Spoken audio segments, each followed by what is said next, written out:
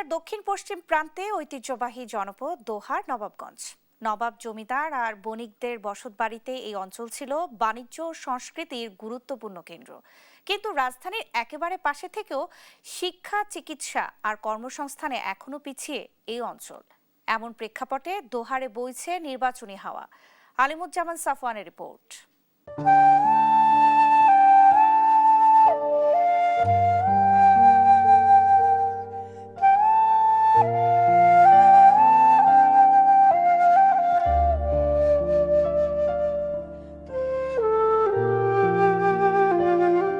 রাজধানীর নিকটে প্রাচীন বাংলার স্থাপত্য আর অতীতের সাক্ষ্য বহন করে দোহার ও নবাবগঞ্জ। এখানকার অলিগলিতে হাঁটলে আজও চোখে পড়ে পুরনো দিনের বাড়িঘর, লাল ইটের দালান, প্রশস্ত উঠান আর রাজা জমিদারদের নীরবে দাঁড়িয়ে থাকা এই জনপদ দোহারের ঐতিহ্যকে দিয়েছে নিজস্ব পরিচয়। ইতিহাস সমৃদ্ধ এই জেলার অবস্থান ঢাকার খুব কাছে হলেও দোহার নবাবগঞ্জের মানুষের জীবন এখনও অনেকটাই গ্রামকেন্দ্রিক। ক্ষুদ্র ব্যবসা, কৃষি আর রাজধানীমুখী চাকরি এখানকার প্রধান জীবিকা। একসময় নদীবেষ্টিত এই জনপদ ব্যবসা বাণিজ্যের জন্য প্রসিদ্ধ হলেও বর্তমানে সবচেয়ে বড় সংকট কর্মসংস্থান।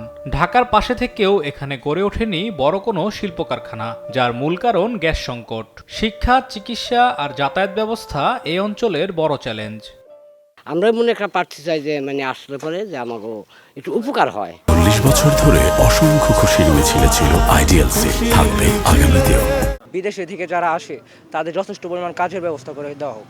হ্যাঁ, ভালো একটা ব্যক্তি চাই দোহার নবাবগঞ্জের। চিকিৎসার মান তেমন একটা উন্নত না এবং শিক্ষা ব্যবস্থায় আমাদের উন্নয়ন করতে হবে। পাশাপাশি যোগাযোগ ব্যবস্থায় আমাদের রাস্তাঘাটগুলো অনেক পুরান হয়ে গেছে। নির্বাচন সামনে রেখে প্রার্থীরা প্রতিশ্রুতি দিচ্ছেন গ্যাস সংযোগ, শিল্পায়ন এবং ঐতিহ্য রক্ষা করে দোহার নবাবগঞ্জকে কর্মসংস্থানমুখী জনপদে রূপান্তরের।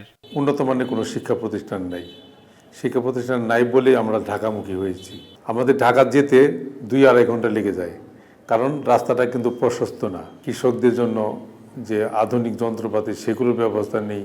গ্যাস আসে নাই বলেই এখানকার আমাদের এই এলাকাটা কিন্তু বিদেশমুখী আমাদের জনগণ।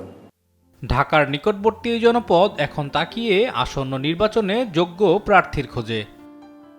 ইতিহাস আর ঐতিহ্য সমৃদ্ধ দোহার ও নবাবগঞ্জ নিয়ে ঢাকা এক আসন। রাজধানীর খুব নিকটবর্তী হলেও মানসম্মত শিক্ষা, উন্নত চিকিৎসা আর স্থায়ী কর্মসংস্থানের অপেক্ষায় এই এলাকার ভোটাররা। তাই তাদের চাওয়া আগামী নির্বাচনে প্রার্থীদের দেওয়া প্রতিটি প্রতিশ্রুতি বাস্তবায়ন হবে। দোহার নবাবগঞ্জ থেকে আলিমুজ্জামান সাফওয়ান, দেশ টিভি।